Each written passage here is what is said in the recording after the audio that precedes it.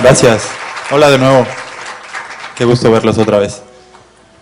Ahora voy a platicarles en una estructura de por qué, qué y cómo, qué estoy haciendo ahorita, de qué se trata Crowdfunder. Y voy a empezar por el por qué, y el por qué inicia con mi papá, curiosamente.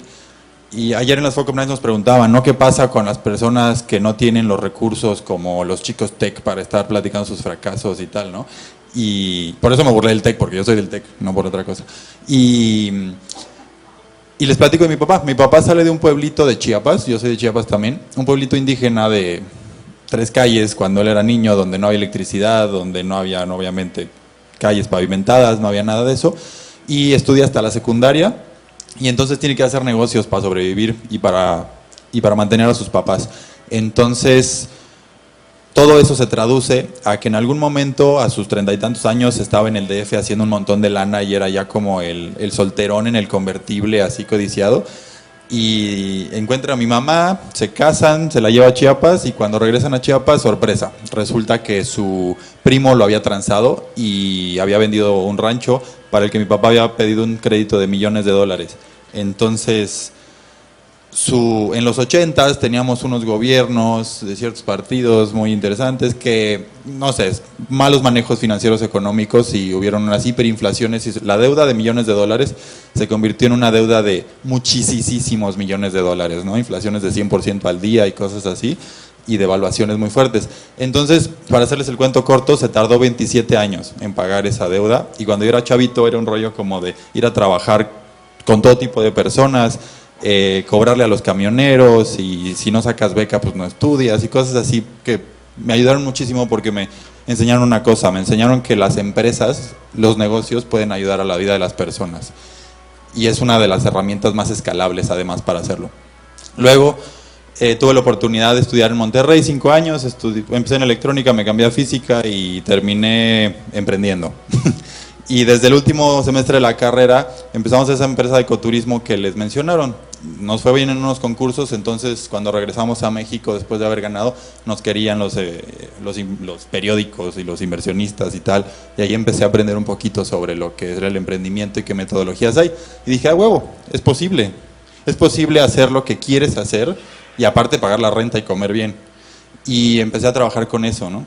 Entonces nos fue muy bien, luego me fui a hacer consultoría en Madrid, ahí me di cuenta que el trabajo de oficina y las jerarquías y todas esas cosas y la flojera que tiene la gente en las oficinas no era lo mío y no quería compartir eso y no quería contagiarme de eso.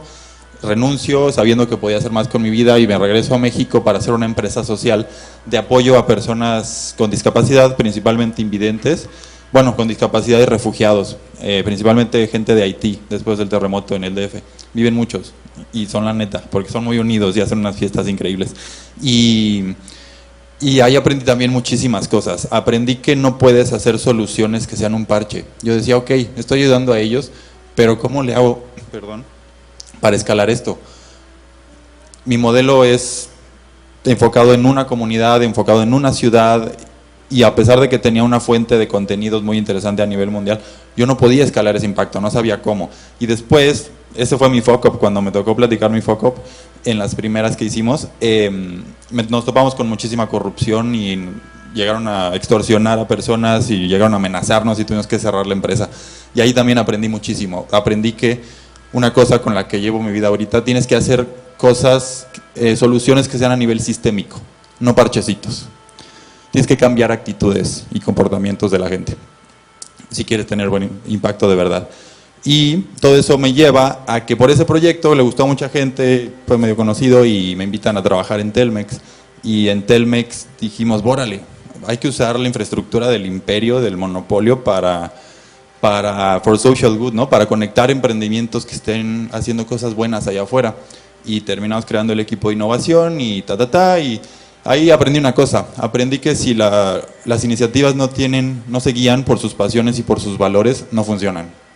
Entonces, renuncio de Telmex después de haber estudiado mucho la industria de crowdfunding para inversiones, sabiendo que solo me voy a involucrar en un proyecto que tenga estos principios, mis principios para cualquier proyecto profesional. Uno es democratizar recursos.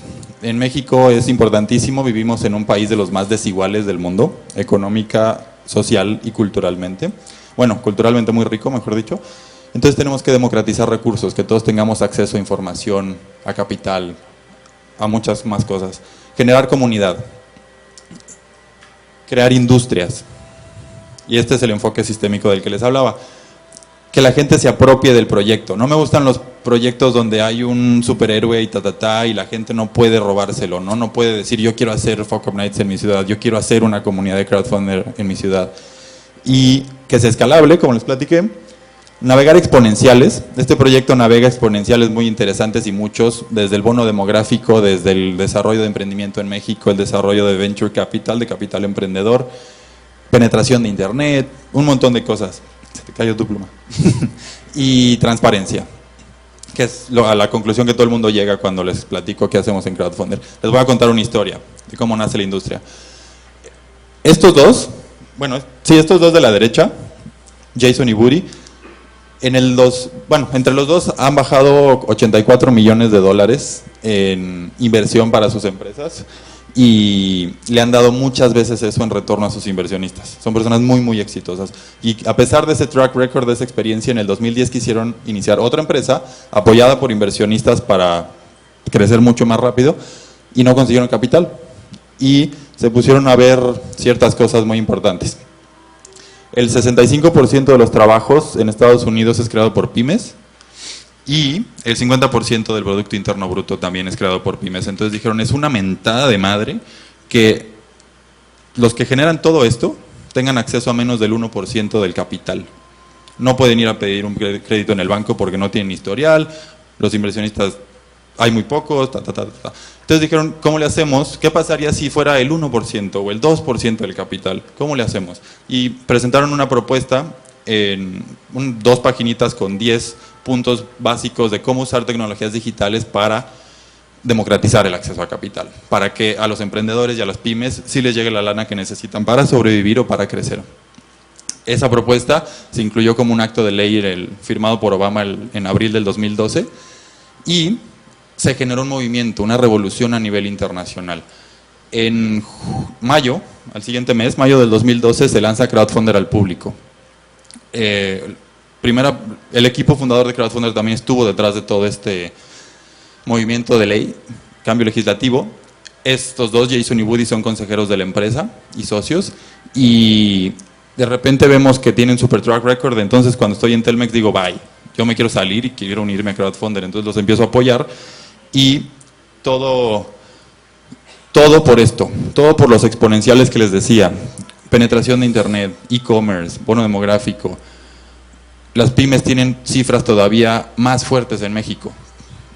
El 72% de los empleos es creados por pymes. Y además, en países en desarrollo, si les das lana, si hay acceso a capital para las pymes y para los emprendedores, tienen 5 veces más posibilidades de sobrevivir. Y en países en desarrollo parece que es 2 o 3, todavía los estudios están en proceso. Pero solo el 21% de las pymes en México tiene acceso a un financiamiento. Y cuando hablas directamente con los del banco te lo dicen de manera muy transparente, te dicen, no, y la verdad solo le damos crédito a las medianas, a las que tienen más de 100 empleados y facturan millones y tal, porque pues, nos van a pagar a huevo. Y así de descarado es esto. Y para que se den una idea, cómo está la banca en México, la participación crediticia en México es el 4.3% del PIB. Es más bajo que países como El Salvador, Honduras, Bolivia y Nicaragua. Después de Haití y pocos más, los países más pobres y más desiguales de Latinoamérica. Entonces,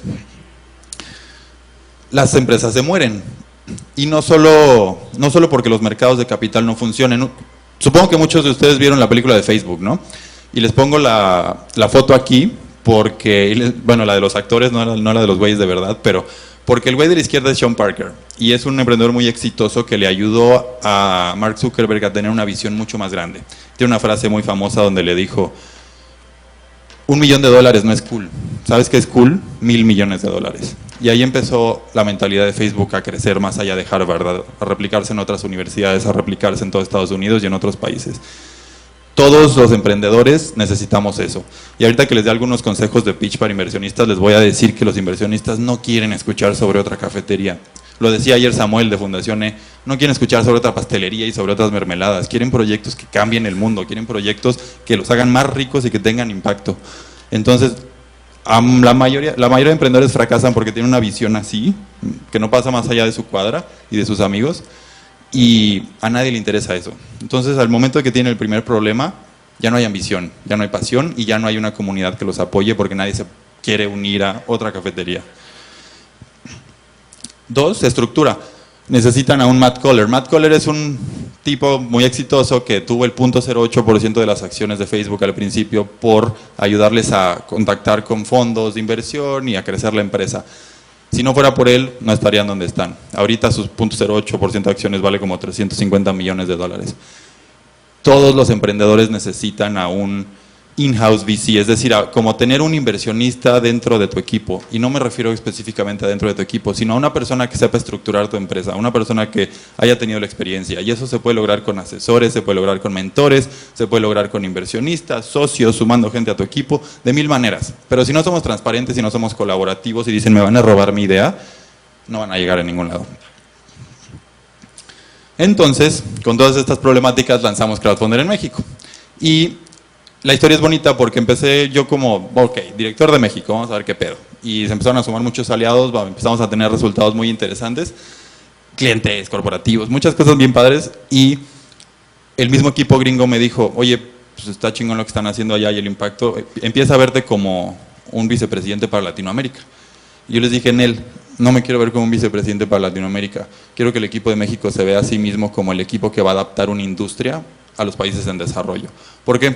Porque en México tenemos todo el capital, tenemos gente súper educada, ganamos concursos a nivel internacional, podemos partir el queso a cualquiera, somos como superhéroes porque tenemos todo el potencial y todas las cosas buenas, por un lado, pero también tenemos toda la desigualdad, tenemos toda la corrupción, tenemos los monopolios, tenemos muchas cosas malas, tenemos todos los extremos. Entonces para mí México es la incubadora perfecta para desarrollar soluciones para países en desarrollo, para 6,000 millones de personas. Entonces, trabajamos en 3 ejes. Uno es el rollo legislativo, donde también estamos tratando de cambiar la ley en México, y sí se puede, y el gobierno sí quiere colaborar, y sí te puedes acercar a ellos, y hay mucha gente buena. Tenemos ya muchos espías dentro de los monopolios, y dentro del gobierno, y dentro de las cosas que se tienen que cambiar, trabajemos con ellos. Y ayer tuvieron a muchos de esas personas que están cambiando las cosas desde adentro. Y 2, la plataforma, y 3, educación. Y les voy a platicar un poquito más sobre esas 2. Entonces, la plataforma se trata de crea tu perfil de emprendedor, crea tu perfil de empresa, donde puedes poner toda la información pública de tu proyecto para que, así como cuando te dices, checa mi LinkedIn para ver quién soy, checa quién es mi empresa, y puedes crear rondas de inversión para acceder a lo que ahorita, al día de hoy, es una base de 1000 inversionistas acreditados que tenemos en la empresa. Y nada, pues no quiero entrar mucho a detalle porque hay muchas consideraciones para crear una ronda de inversión, pero lo que nosotros estamos estructurando es una guía para que todos los emprendedores, que nadie nace sabiendo cómo chingados son las finanzas y cómo trabajan los bancos y qué quieren los inversionistas. Entonces nosotros estamos tratando de estructurar algo que sea democrático, donde te puedas meter, no tengas que conocer a la gente clave o tener el apellido rimbombante para que te hagan caso, sino que a través de esto puedas saber cómo funciona el rollo, ¿no? Y puedas ir estructurando paso a paso lo que necesitas. Una historia de éxito que nos encanta. Es gringa, ahorita les platico una mexicana también. Deepshot. Empezaron en un Startup Week en Kansas, ¿no? Ayer Gus nos platicó su fracaso y nos contó que ahorita se dedica a hacer Startup Weekend en México y en Latinoamérica. Entonces se trata de crear una empresa en 54 horas, en un fin de semana, y ganaron el Startup Weekend de Kansas con una solución para desarrolladores. Es como, métete aquí y puedes desarrollar mucho más fácil y mucho más rápido aplicaciones. Y luego pasaron con nosotros a unos retos locales, comunitarios que hacemos, y ahí ganaron $25,000 y acceso a una aceleradora, la aceleradora más importante de Los Ángeles, Launchpad. Y después de ser acelerados por Launchpad, bajaron, de hecho, $1.1 millones en inversión. Todo ese proceso llevó menos de 7 meses. Entonces, si sí se puede, si sí funciona y si la gente lo quiere replicar, ¿cómo le hacemos? ¿Cómo le hacemos para replicarlo? Y sacamos esto. que lo que más o menos se ve ahí son ciudades. Dijimos, este rollo que se hizo en Los Ángeles y que sabemos cómo hacer, vamos a replicarlo en un montón de ciudades, inspirados por TEDx, de lo cual se ha hablado mucho en este foro. Dijimos, órale, vamos a empoderar a los líderes locales que quieren, uno, ponerse la medallita, dos, apoyar a su comunidad, tres, tener algo que sea recurrente y que crezca cada vez en sí mismo, y apoyar a emprendedores. Entonces, desde el día que lo lanzamos tuvimos 12 ciudades en México apuntadas con líderes increíbles, desde el empresario hasta el emprendedor, hasta el chavo que simplemente quiere empezar a saber cómo hacer las cosas y colaborar. Y entonces usamos el modelo probado, ¿no? Usamos un modelo que hemos usado en ciudades de Estados Unidos, hicimos ya el primero en el DF y nos fue súper bien. Aplicaron un montón de emprendedores a nivel nacional, encontramos unos chavos que están haciendo cosas increíbles y que nadie conocía, gente que está trabajando en temas de crédito justo para toda la necesidad que tenemos, temas de turismo, temas de comida, de todo, de eventos, y muy buenas oportunidades de inversión. Entonces nos dimos a la tarea de juntar a todo el billete. En esa foto hay gente de América Móvil, de Banamex, de FEMSA, de fondos de inversión, de clubes de ángeles, un montón. Hicimos una mezcla muy interesante, familias ricachonas, un poquito de todo, y funcionó. Resulta que los 3 ganadores consiguieron inversión. Uno de ellos es México Destinos. Son una empresa con una historia bien padre porque empezaron en Cancún, en su garage, un poco sin saber lo que hacían, aunque tienen muy buena experiencia previa, y empezaron a vender y a vender y a vender. Aplicaron para 500 Mexico City, una aceleradora de empresas digitales en etapa temprana. Crecieron 80% su facturación, sus ventas, a través del proceso de aceleración, y después ganaron el concurso que hicimos en el DF. Entonces acabamos de cerrar una ronda de $300,000 y están creciendo tanto y tan chingón que ya están pensando a principios de año abrir otra ronda de inversión de más o menos $1 millón, y ya tenemos inversionistas interesados. Todavía no saben ni cómo va a estar estructurada ni cuánto les van a dar a cambio, ya están interesados porque la empresa está creciendo como la hiedra y aporta muchísimo valor. Tienen un modelo de tours, luego se meten cuando quieran irse a pasear.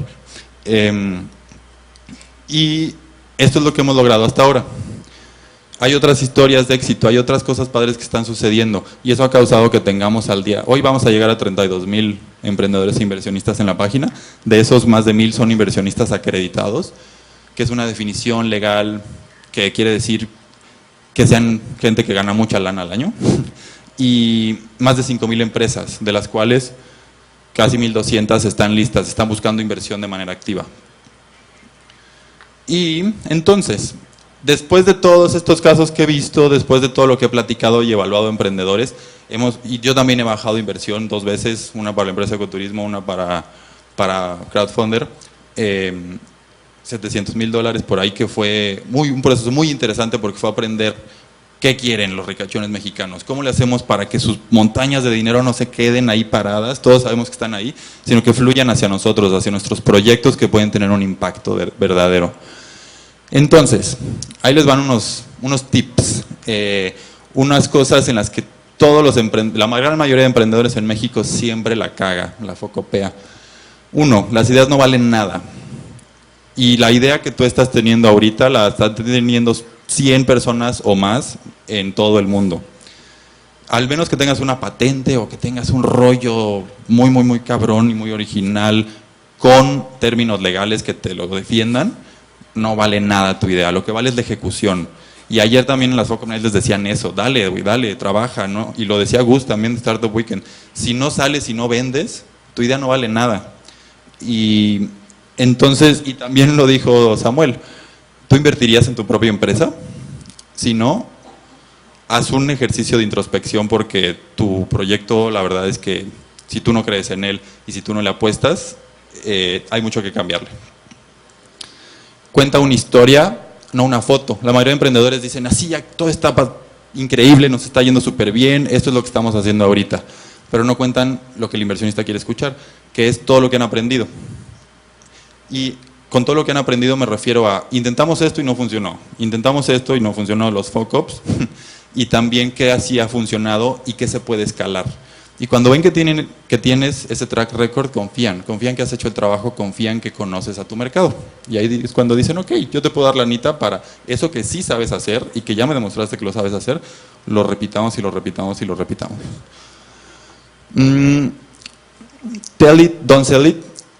La mayoría de emprendedores cuando hacen su pitch o cuando platican su organización de la sociedad civil, su ONG, lo que sea, están tratando de convencer de que están haciendo las cosas bien y eso es de hueva. Y por eso los inversionistas empiezan a cerrar el ojito y a cabecear. Porque no me van a convencer de nada, no van a convencer al inversionista de nada. Tienen que decir lo que han aprendido, tienen que decir en dónde están. Y si el inversionista no ve una manera de apoyarte, lo más probable es que no invierta. Si no ve un área de oportunidad donde diga, ahí es donde la estás cagando, eso es lo que te cuesta y lo que no sabes cómo hacer, yo sí, te voy a ayudar. Solo así invierten. Y si todo es perfecto y si todo es color de rosa, nunca invierten. La inversión es para crecer, no para pagar tu sueldo.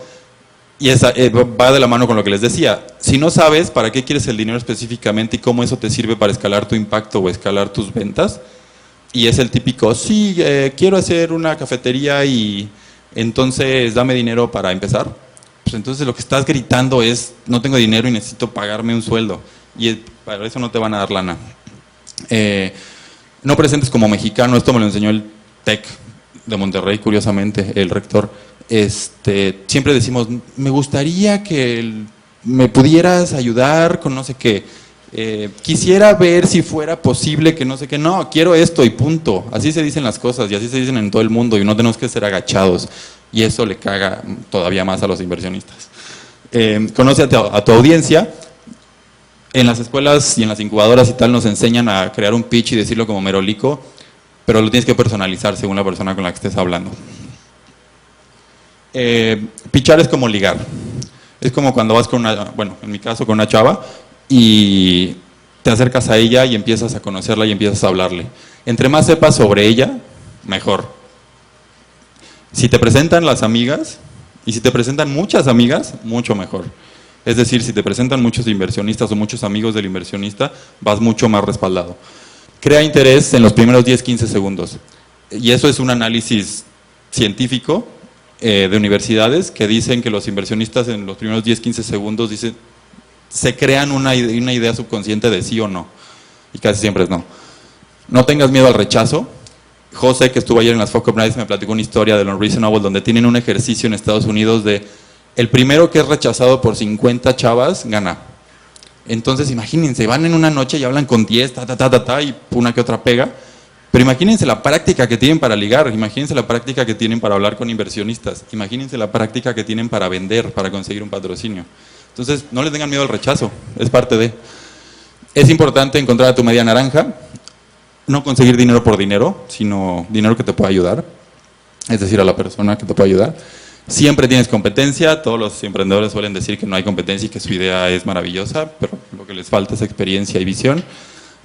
Escucha, que va muy de la mano con no cacarees nada más lo que estás haciendo bien, conoce a la persona con la que estás hablando, si no, no vas a llegar a ninguna parte. Y el tamaño sí importa, igual que con las chavas. El tamaño de tu visión y de tus pasiones sí importa.